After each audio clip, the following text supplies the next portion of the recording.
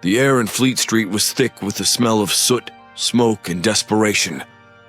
A cold drizzle pattered against the grimy windows of Jonas Pye's modest barber shop, but no customers ventured inside. It had been weeks since anyone trusted him with a shave. His hands trembled too much these days, or so they said. In truth, the constant gnaw of poverty and the sharp bite of hunger had made him unsteady. Jonas sat in his weathered chair, staring at the rain-soaked street through the fogged glass. His reflection stared back at him, gaunt and hollow-eyed, a specter of the man he used to be. The once prominent Barber had been reduced to barely scraping by, watching in bitter silence as customers flocked to newer, fancier shops up the street. How had it come to this? The question circled endlessly in his mind like a razor on flesh. The door creaked open, and a gust of damp, cold air swept in. Jonas's heart quickened as a man entered, dressed head to toe in a long, dark coat. His face was obscured by the wide brim of a black hat, but something about him was unnerving. Too still, too silent, as though the very air around him held its breath. Jonas swallowed his unease. "Good evening, sir. Looking for a trim or a shave?" The man did not immediately answer. Instead, he drifted further into the room, his boots soundless on the worn floorboards. He moved as though the shadows clung to him, following his every step. When he finally spoke, his voice was low and smooth, like velvet stretched over something sharp. "I've heard whispers, Jonas Pye. Once your razors were the finest in London, yet here you sit, abandoned by fortune." His lips curled into a smile, though Jonas could not see his eyes beneath the brim of the hat. "Would you not wish to change that?" Jonas bristled, caught between offense and the aching truth of the words. "There's no changing what's already been done. Fleet Street's forgotten me." The man chuckled, a dark and hollow sound that seemed to reverberate through the room. "Forgotten? No, no. It is not they who have forgotten. It is you who have forgotten the power of ambition." He pulled something from his coat, a gleam of silver in the dim light. A razor, beautifully crafted, the handle etched with intricate patterns that seemed to writhe and shift like serpents. Jonas could not take his eyes off it. The razor hummed in his very bones, calling to him. What is that?" he asked, his voice barely a whisper. "A gift," the stranger replied, holding it out. "For you. But no, Jonas. It comes at a cost." Jonas hesitated, his breath catching in his throat. His gaze shifted between the man and the razor, the latter gleaming like the promise of a new dawn. What did he have to lose? His shop was falling apart and he was a hair's breadth away from ruin. "What cost?" Jonas asked, voice hoarse. The man's smile deepened. "A simple pact. Wealth, power, and success beyond your wildest dreams, so long as you wield this razor. But for every shave, every trim, there will be consequences." Jonas's hand trembled as it reached out, drawn inexorably to the razor. His fingers curled around the cool metal, and the moment his skin touched it, he felt a strange, exhilarating pulse shoot through his veins. "And what happens if I refuse?" Jonas asked, though the razor was already in his hand, the weight of it feeling far too perfect, far too right. The man tipped his hat, finally revealing eyes that burned like embers in the dark. "You won't refuse, Jonas. You never could." The barber felt a cold shudder crawl down his spine, but he could not look away from the gleaming blade. The stranger turned to leave, his coat sweeping the floor like smoke. Before stepping out into the rain, he paused. "I'll be watching, Jonas. Remember the price." And with that, the door closed, leaving Jonas alone in the dimly lit shop, the cursed razor in hand, and a new path laid before him, one cut cleanly by ambition and blood. He would not refuse. He never could. In the days that followed, the razor sat on Jonas's workbench, gleaming in the dim light of the barber shop. He hadn't dared use it yet, though the temptation gnawed at him every moment he was alone. Something about the blade called to him, whispering just beneath the edge of his thoughts. The strange man's words echoed in his mind. Wealth, power, success. It all seemed so impossible. And yet, the weight of the razor in his hands, that pulse of something otherworldly, had stirred a hope in him, a dangerous hope. On the third morning, as a weak sun struggled to pierce the clouds, Jonas found himself at the shop earlier than usual. The streets were still empty, and a thick mist curled along the cobblestones like ghostly fingers. He stood by the window, staring out at the nothingness, when the bell over the door jingled. Startled, he turned to find a man standing in the doorway, water dripping from his coat. "Good morning, sir," Jonas said, his voice uncertain. He hadn't seen this man before, but there was something familiar about him. A trim or shave? The customer removed his hat, revealing thinning hair and sharp, angular features. "A shave," he said simply, taking a seat in the worn leather chair. Jonas swallowed, his eyes flicking toward the gleaming razor on the workbench. His heart pounded as he turned back to his tools, his hands brushing the handle of the cursed blade. It hummed beneath his fingers, sending a thrill up his spine. For a moment he hesitated, but then a strange sense of calm settled over him. He lifted the razor. The customer closed his eyes as Jonas prepared the blade, spreading the shaving foam across his skin. The razor moved smoothly, almost as if it had a mind of its own, gliding effortlessly over the man's stubbled chin. It was sharp, sharper than any blade Jonas had ever used. Each stroke was clean and precise, and for the first time in months, Jonas felt the steady hand of a master barber once again. But with each pass, a strange sensation grew within him. He could feel the razor drawing something from the man, more than just hair. The air thickened with a palpable tension, like the shop itself was holding its breath. The customer's face grew paler with every stroke of the blade. Jonas finished, stepping back to admire his work. The man's face was smooth, almost unnaturally so, but there was something unsettling about it. His skin seemed tighter, his features drawn and hollow. The man stood, silent, and reached into his coat for payment. His hand trembled as he placed a coin on the counter, his eyes not meeting Jonas. "Thank you," he whispered, voice hoarse. "I'll be going now." Jonas watched in stunned silence as the man staggered out of the shop. He felt a sudden chill run through him, but it wasn't from the cold air. His gaze fell on the razor, still gleaming, still perfect. A single drop of red clung to the edge of the blade, though no blood had been drawn during the shave. As the day wore on, more customers arrived, men who had once passed by without a second glance. They filled his chairs, one after another, each leaving pale and silent, yet somehow altered. Jonas's hands no longer trembled. The razor had become an extension of his will, cutting through hair and something more.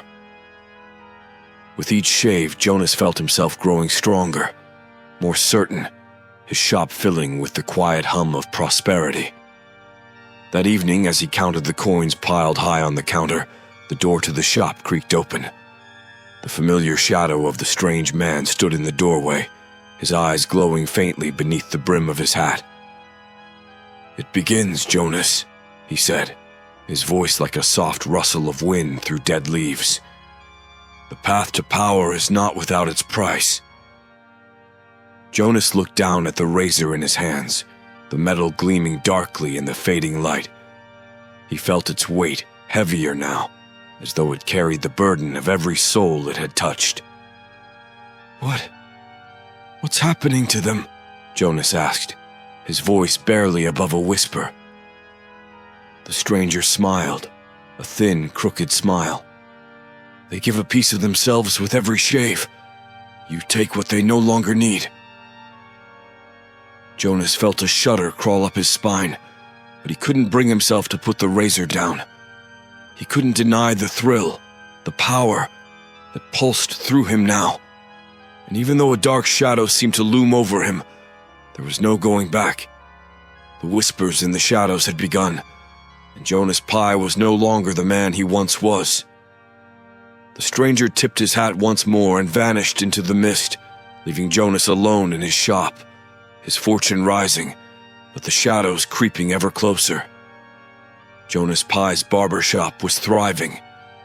In less than a month, Fleet Street whispered his name with newfound reverence. Patrons flocked to his door, eager to sit in his chair and feel the smooth, impossibly perfect shaves he had become known for. They didn't question the pale complexion they left with, or the weariness in their bones.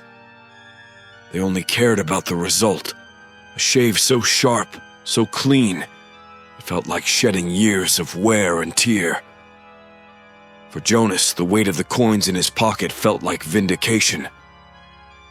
His hands were steady, his confidence reborn. The razor, ever gleaming, had granted him the success he so desperately craved. But in the quiet moments, when the shop was empty and the fire crackled low, there were signs. At first, it had been small things. A creak of the floorboards when no one was there, the faint smell of something burning, like sulfur, that clung to the air no matter how often he scrubbed the floors. At night, as he lay in bed, he would hear whispers. Faint, indistinct voices curling through his mind, as though carried on a breeze from some distant, dark place. Then there were the dreams. Each night, Jonas would find himself standing before a great, gaping abyss. The air was thick with fog, and he could see nothing but the endless black below. From the darkness, faces would rise, pale, hollow-eyed, gaunt faces. They were his customers. Their lips moved soundlessly, as if begging him for something he could not understand. They reached out to him, their fingers grasping for his skin. But always, before they could touch him, he woke, drenched in sweat and trembling in his sheets. The worst of it, though, were the disappearances. It began with Charles Grimshaw, a stout man who had frequented Jonas's shop for years. One morning he came in for a shave, as always. By the time he left, his face was smooth as porcelain, his eyes sunken, but he seemed off, less there. His usual hearty laugh had been absent, replaced by a vacant stare and quiet murmurs. Jonas heard later that day that Grimshaw had never made it home. His wife had reported him missing, and rumors spread like wildfire. People said they'd seen him wandering near the Thames, staring blankly into the water before vanishing into the mist. He was never seen again. Then it was a banker, a lawyer, a baker. Men who had been in Jonas's chair felt the sharp touch of his razor, and then disappeared as though the earth had swallowed them whole. Each time it gnawed at Jonas a little more, the growing sense of dread tightening around his chest. One afternoon, while sweeping the floor after closing, Jonas caught sight of something in the mirror. Just a flicker, barely perceptible but enough to send a chill crawling down his spine. He turned slowly, the broom clutched tight in his hand, but the shop was empty. Still, the feeling lingered. The shadows seemed longer than usual, darker, clinging to the corners of the room like creeping fingers. As he stared into the depths of the shop, the bell above the door jingled. Jonas jumped, heart pounding, as a figure stepped inside. A constable, tall and gaunt, with sharp eyes that scanned the room with an unsettling intensity. "Jonas Pye, is it?" the constable asked, his voice clipped and official. Jonas nodded, trying to shake the lingering tension from his shoulders. "Yes, sir. What can I do for you?" The constable's eyes narrowed, his gaze flicking to the workbench where the gleaming razor lay. "There have been disappearances, Mr. Pye. Men who were last seen in your chair." Jonas's mouth went dry. He forced a smile, trying to keep his voice steady. "I've heard, yes. But I can assure you, I have no idea what happened to them." The constable's stare was unyielding, as though he could see through Jonas, through the lies that lingered in the air. "Strange, don't you think? All of them were regulars here, and all of them vanished soon after." Jonas swallowed, feeling the weight of the razor even from across the room. I don't know what you mean." The constable leaned forward slightly, his voice dropping to a near whisper. "Fleet Street talks, Mr. Pye. They say your razor holds more than just a sharp edge. You should be careful what bargains you make." Before Jonas could respond, the constable straightened, gave a curt nod, and left the shop, the bell jingling softly behind him. Jonas stood frozen in place, his mind racing. He could still feel the presence of the razor behind him, its cold, sharp gleam promising everything, yet hiding a terrible truth. The whispers in his dreams grew louder, more insistent, and the shadows in his shop lengthened with every passing day. There was a price to pay for power, and Jonas knew deep down that the time was coming when he'd have to pay it. Jonas had always known that success came at a cost, but he hadn't anticipated how steep it would be. The disappearances had not gone unnoticed, and though the constable's visit lingered in his mind like an infection, he couldn't stop. The razor, ever gleaming, ever hungry, was now as much a part of him as the hand that wielded it. His shop was busier than ever, but so too were the whispers, those in the street and the ones in his own mind. The townspeople talked of his miraculous shaves, of the ghostly appearance of the men who left his chair, but few dared to ask questions directly. They came for the results, craving the perfect edge of his blade, despite the ominous rumors. Each day, Jonas would open the door to his shop, and each night he would lock it, the bell's final jingle ringing out into the quiet, fog-soaked street. The shadows in the corners of the room seemed to thicken, clinging to the walls like living things. And every so often, when the fire dimmed, Jonas thought he saw faces in the darkness, hollow, staring eyes watching him from places just beyond the reach of the light. Then came the night when the veil truly lifted. It was late, far past his usual closing time, when the final customer of the evening walked in. A well-dressed man with tired eyes and deep worry lines etched into his face. Jonas was already on edge, a creeping sense of unease twisting in his gut. But there was something particularly unsettling about this man. His movements were jerky, unnatural, as though he was being pulled along by invisible strings. "A shave," the man said, his voice dull and distant, like it had traveled a great distance to reach the room. He sat in the chair without waiting for Jonas to respond, his head lolling slightly to one side. Jonas hesitated, but then, like so many times before, his hand reached for the razor. It gleamed in the dim light, the blade catching the fire's flicker as if alive. As he lathered the man's face, the whispers in his mind began again, soft at first, barely perceptible, but growing louder with every stroke of the blade. With the first pass of the razor, a strange thing happened. The air seemed to thicken, growing dense, as if something unseen had entered the room. The man's skin, pale and cold, gave way beneath the blade like butter. But instead of the usual satisfaction Jonas felt, there was a new sensation, a tug, like something being pulled from the man and into the razor itself. Jonas's heart raced, but his hands moved mechanically, slicing through the foam and stubble as though the razor had taken control. The man's face grew paler with each stroke, his eyes sinking into their sockets, his skin tightening unnaturally over his skull. Jonas tried to stop, but the razor continued, its hunger overpowering his will. The whispers in his mind were no longer whispers. They were screams. And then, in a breathless instant, the man's eyes flew open. Jonas froze, the razor poised just above his throat. The man's eyes, no, not eyes, but pits, deep, hollow voids, stared into him. His mouth twisted into a grin, his teeth unnaturally sharp, as though something monstrous was wearing the man's skin. "Do you see now, Jonas?" the man croaked, his voice no longer dull but filled with malice. "Do you see what you've become?"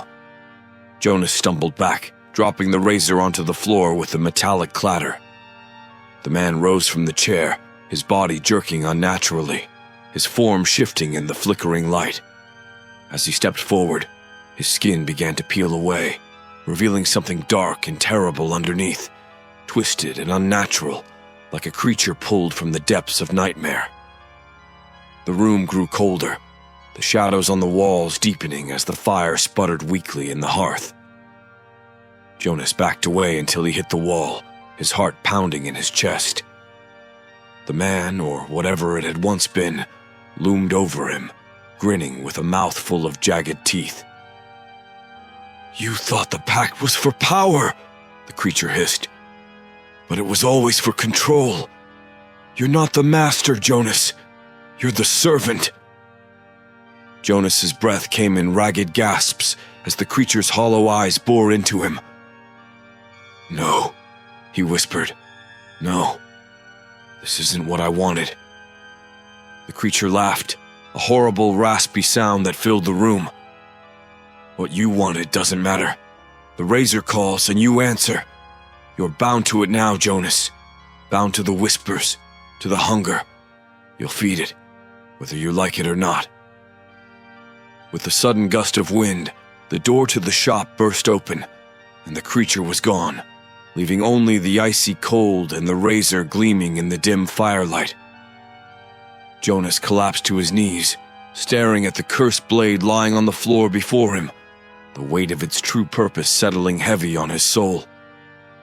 The whispers were no longer distant. They were inside him now, and he could no longer tell where they ended, and he began. Jonas barely slept that night. The darkness in his shop seemed thicker than usual, the walls pressing in as though alive, watching, waiting. The whispers, now constant, gnawed at the edges of his sanity. He sat in his chair, staring at the razor where it lay on the floor. It glistened in the dim light, reflecting the fire's dying embers like the eyes of some malevolent creature. He had thought he could control it, that the power the demon promised would be his to wield. But now he saw the truth. He was no more than a puppet, his strings pulled by something far darker than he had ever imagined. The razor wasn't just a tool. It was alive, feeding off the souls of the men who sat in his chair, and every time he used it, a little more of himself slipped away. Jonas stood up, his knees shaking, and crossed the room to pick up the blade. The moment his fingers touched the cool metal, the whispers surged louder in his mind. It vibrated in his hand, pulsing with energy as though begging to be used again. He clutched it tightly, his knuckles white. There had to be a way to break free. Suddenly the door creaked open, and Jonas's heart leapt into his throat. A figure stood in the doorway, framed by the thick fog of the street outside. It was the constable, the same man who had visited him days before, suspicion flickering behind his sharp eyes. "Jonas Pye," the constable said, stepping inside. "There have been more disappearances. The last man seen here has been missing since yesterday." His gaze fell to the razor in Jonas's hand, lingering on its gleam. Jonas quickly slipped the razor into his pocket, his pulse racing. I don't know what you mean," he stammered. But even as he spoke, he knew the words were hollow. The constable's stare pierced through him, and Jonas could feel the weight of the lies suffocating him. "I'm not here for an arrest," the constable said, stepping closer. His voice was low, almost conspiratorial. "I'm here for answers. Fleet Street talks, Mr. Pye. And what they're saying, well, it isn't natural, is it?" Jonas felt a chill crawl up his spine. He could deny it all, feign innocence, but something in the constable's eyes told him it would be futile. The man already knew, or at least suspected the truth. "I never meant for it to go this far," Jonas whispered, his voice cracking. He felt the weight of every life taken by the razor pressing down on him. I made a deal. A terrible mistake." The constable's expression didn't change, but a flicker of understanding crossed his face. "A deal, you say?" he muttered, his eyes darkening. "With what exactly?" Jonas hesitated, his hand brushing against the cursed razor in his pocket. He could feel its pulse, its hunger. "A demon," he admitted finally, his voice barely audible. "The razor, it's not just a blade. It takes more than hair from the men I shave. It takes something from them, their essence. And every time I use it, the demon tightens its hold on me." The constable took a step back, his face grim. For a moment the two men stood in silence, the only sound the crackling of the fire in the hearth. Then, with a slow, deliberate motion, the constable pulled out a small silver crucifix from his coat pocket and held it between them. "If what you say is true," the constable said, his voice firm, "then we need to destroy that razor before it claims another life." Jonas felt a surge of hope. Could it really be that simple? Could the razor be destroyed, and with it, the demon's curse? He nodded, gripping the razor tightly, its cold surface biting into his palm. But even as he moved to hand it over, the whispers rose to a deafening crescendo, echoing in his skull. "Don't let it go," they hissed. "It's yours. You need it. You are nothing without it." Jonas faltered, his grip tightening around the razor's handle.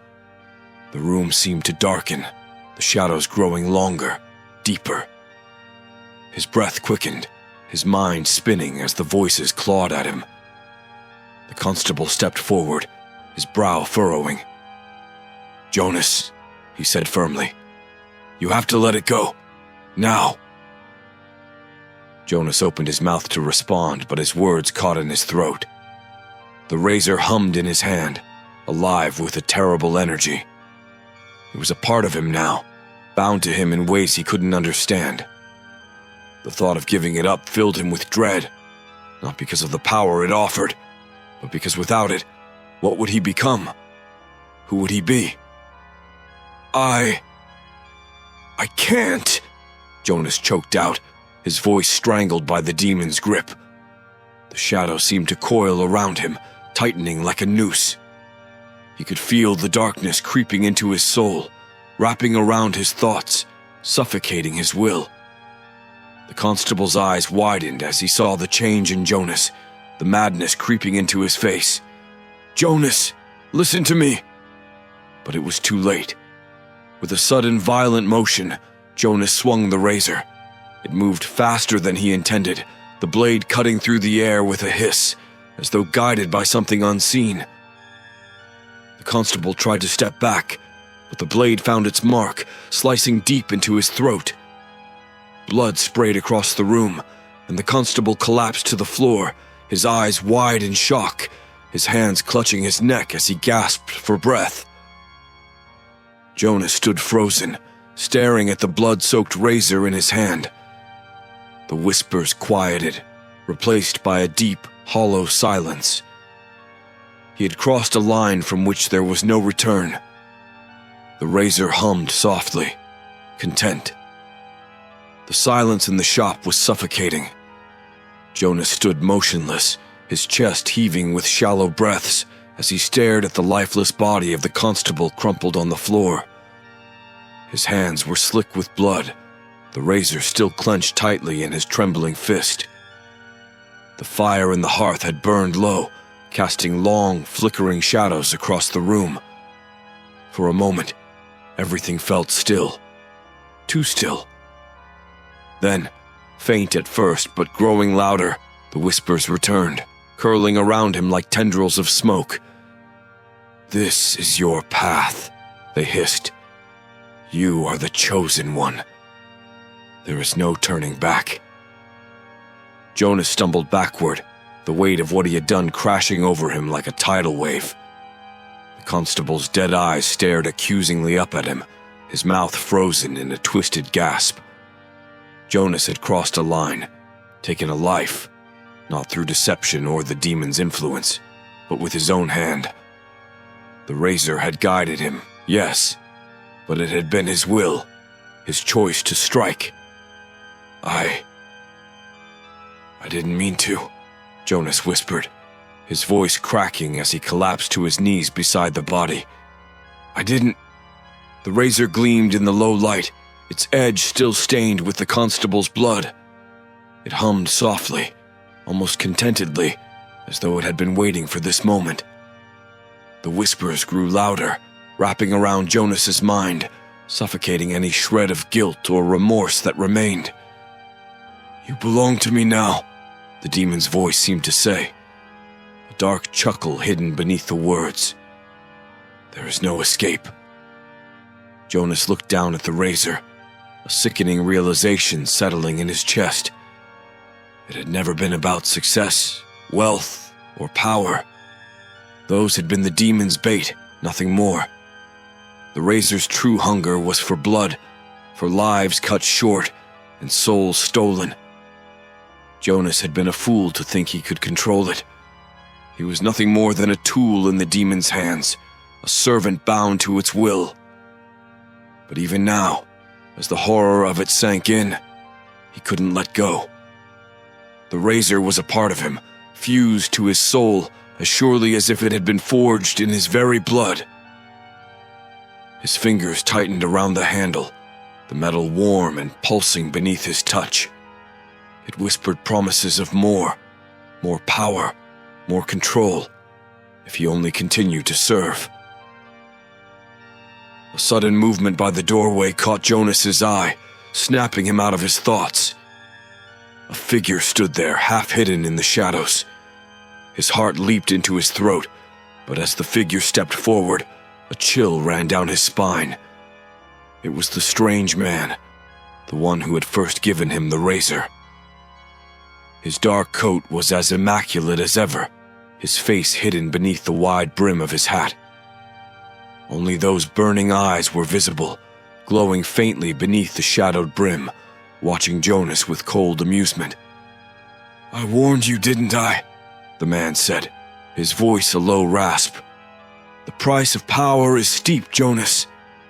But you were so eager, so hungry, that you never stopped to consider what that truly meant." Jonas scrambled to his feet, backing away from the demon in human guise, his heart pounding. I didn't know," he stammered, his voice shaking. "I didn't know it would come to this." The demon laughed softly, a sound like dead leaves rustling in the wind. "Oh, but you did. You knew from the moment you took that razor in your hand. You knew, deep down, that there would be a cost. You just didn't care. Ambition has a way of blinding men to the truth." Jonas's eyes darted to the constable's body, the blood pooling around it like a dark stain on his soul. His hands clenched around the razor, but now, instead of the thrill of power, all he felt was dread. He had become a monster, no better than the demon who had cursed him. "Is there no way out?" Jonas whispered, his voice desperate. "Can't I end this?" The demon's smile faded, replaced by a cold, merciless stare. "End it? You are bound to the razor, Jonas. The pact is sealed in blood. Yours, theirs. It doesn't matter. There's only one way to break free." Jonas swallowed hard, his pulse quickening. "What do I have to do?" The demon took a slow step forward, his eyes narrowing. "The razor's final shave must be your own. Only in death will the pact be broken. But make no mistake, you will not be free. The razor will claim your soul as it has claimed so many others. You are merely choosing who it takes next." Jonas stared at the demon, the weight of the truth crashing down on him. There was no escape, no redemption. The razor had consumed him, just as it had consumed the men before him. But maybe, just maybe, he could end the cycle here. With shaking hands, Jonas raised the razor to his throat, the cold metal biting into his skin. The whispers surged louder, screaming at him to stop, to continue feeding the demon's hunger. But he knew there was no other way. This was the only choice left to him, the only shred of control he had left. The blade moved smoothly, as it always did. The final cut, precise, perfect. The razor drank deeply, and as Jonas collapsed to the floor, the last thing he saw was the demon's satisfied smile, its eyes glowing brighter than ever. In the stillness of the shop, the razor lay gleaming on the floor, silent now, its hunger sated.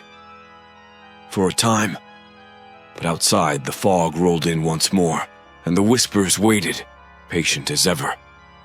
The razor would find a new hand. It always did. And Fleet Street would never forget its most infamous barber.